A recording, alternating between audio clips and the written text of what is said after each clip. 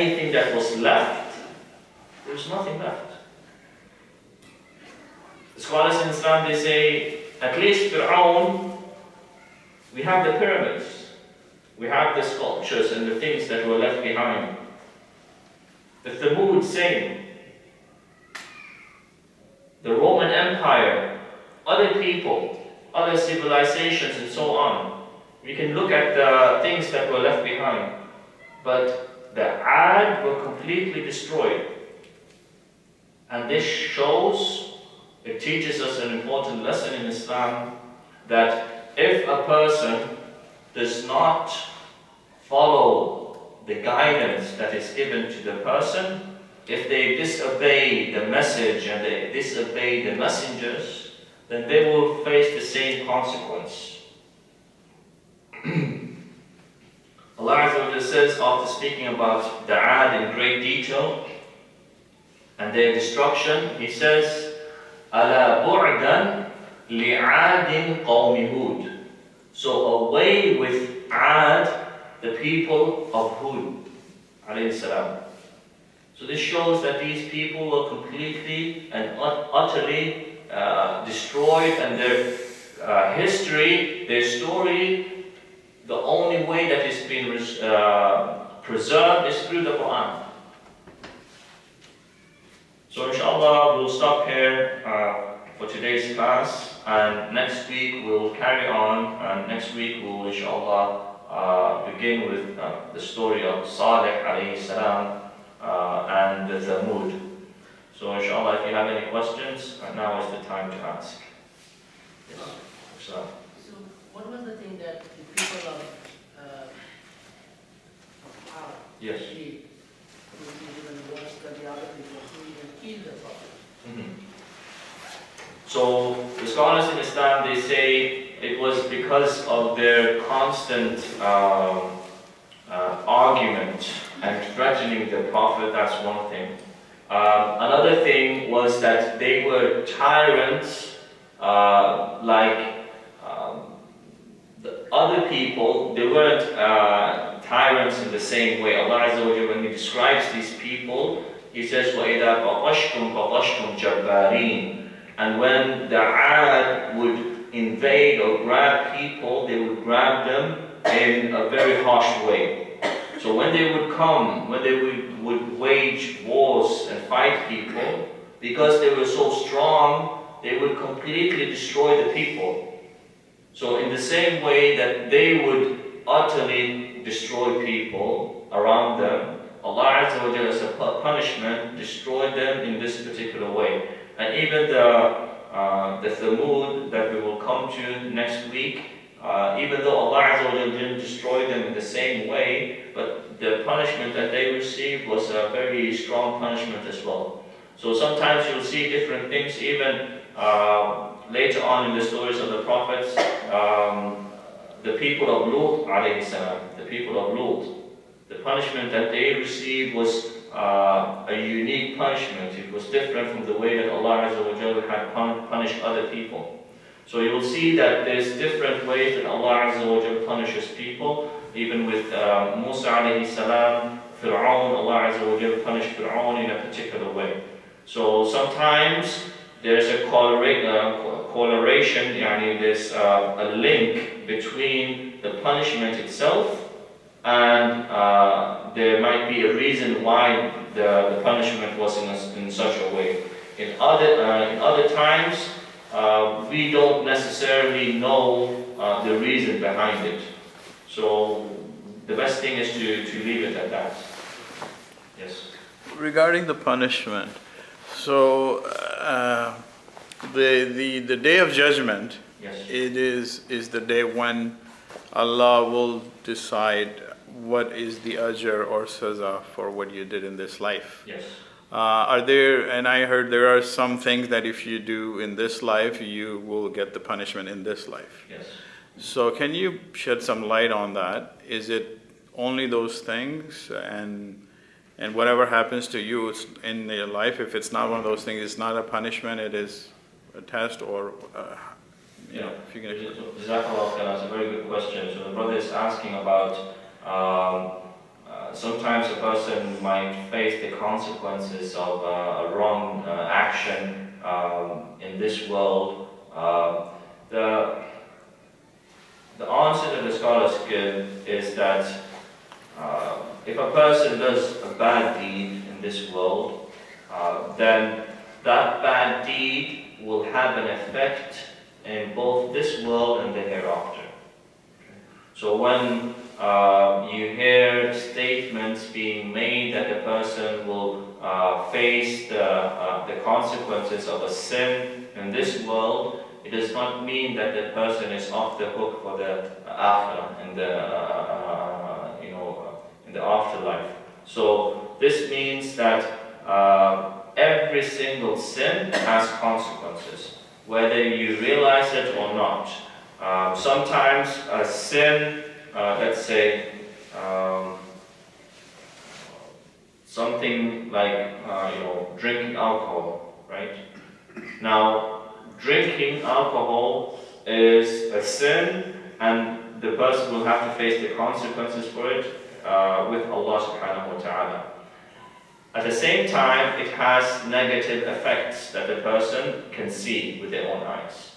But sins are even worse than that in terms of they can become a way that Allah subhanahu wa ta'ala prevents khair and barakah, the person receiving that khair and that barakah.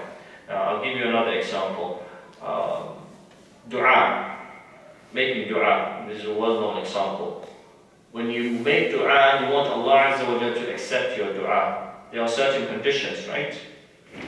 Such as making sure that you eat halal, that you earn halal, and everything, even your clothing should be halal. The more halal things are, the better, more likely it is that your dua will be accepted. So if you do haram, if you earn haram, and you eat haram, that becomes a barrier, a literal barrier between your dua being accepted, between you and your dua, or between Allah subhanahu wa ta'ala and that dua, and Allah Azza wa Jalla does not accept that dua. So this is one way, but just in short, in order for a person to not face consequences for any sins, the person has to repent. Repenting is the only way that a person can be forgiven their sins, unless, Allahumma, if Allah Azza wa Jal out of His mercy decides on the Day of Judgment to forgive whomever He wants, and that is completely up to Allah subhanahu wa ta'ala. But we are instructed to come with the means, that if we commit sins, if we commit mistakes, we should not leave it. Some people, they say, well, Allah Azza wa Jalla is Ghafur Rahim, Allah forgives everything, so I don't have to worry too much. But at the same time, Allah Azza wa Jalla is Shadidul Iqab. And perhaps this story of Hud alayhi salam and his people is a very strong example showing us that when Allah Azza wa Jalla decides to punish a group of people for their sins and their shortcomings, Allah Azza wa Jalla is the most severe in punishment. I hope that answers it. Is there any mention of Prophet Hud alayhi salam past the punishment of his people in the Quran or in any Islamic history? Jazakallah khair, that's a very good question. To my knowledge, the story of Hud alayhi salam, what has been authentically mentioned, it stops there. There are other mentions that are authentic about, the Prophet sallallahu alaihi wasallam, mentioning small bits and information about Hud alayhi salam, but as a story of what happened after him, Allah Azza wa Jalla tells us in the Quran that Allah Azza wa Jalla saved Hud alayhi salam and those that believed with him, and that is the end of that story, to my knowledge. Yes. The order of the Prophet.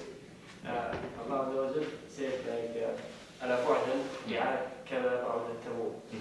So yes, so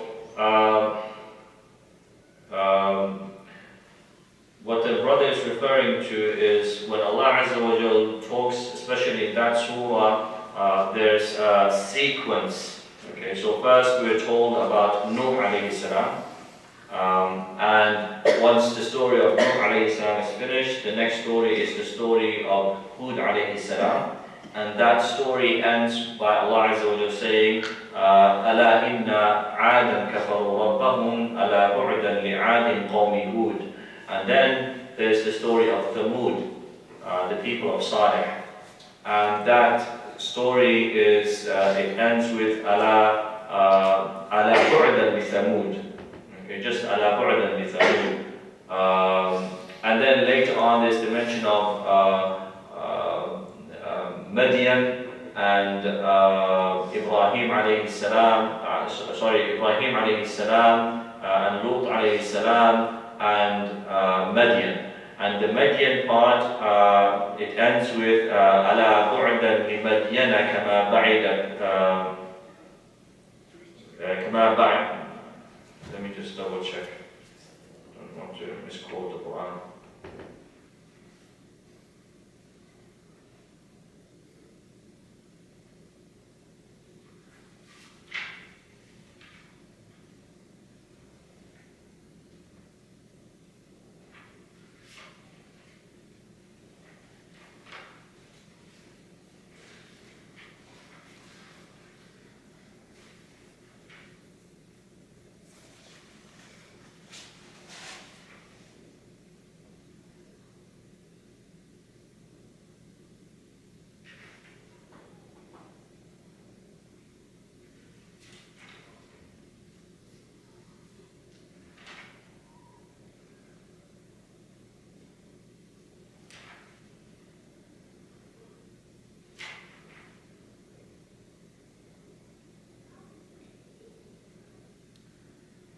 So with the Thamud it says Ala inna Thamuda kafaru rabbahum ala bu'dan li Thamud, and then later on we have the story of Madian, and then the story of Madian ends with Allah Azza wa Jalla saying Ala bu'dan li Madiana kama ba'idat Thamud.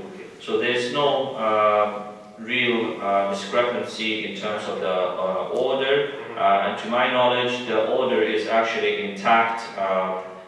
First we have Nuh alayhi salam, and then we have Hud alayhi salam, and following Hud alayhi salam there's Salih, and then after Salih there's the mention of Ibrahim alayhi salam.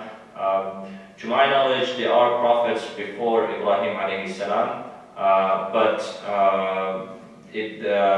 I'm not sure why their stories are not mentioned here. But again, all the prophets' stories are not always mentioned in the Quran. We only have 25 prophets that are mentioned in the Quran. So I hope that answers the question. Any other questions? So inshallah we'll end it there, and like I said, we'll carry on next week, and inshallah next week we're going to have a few questions on what we've covered. So please try to encourage children, other people to come, and inshallah we'll try to give out some small prizes as well. وجزاكم الله خيرا. السلام عليكم ورحمة الله. جزاك الله. وعليكم السلام.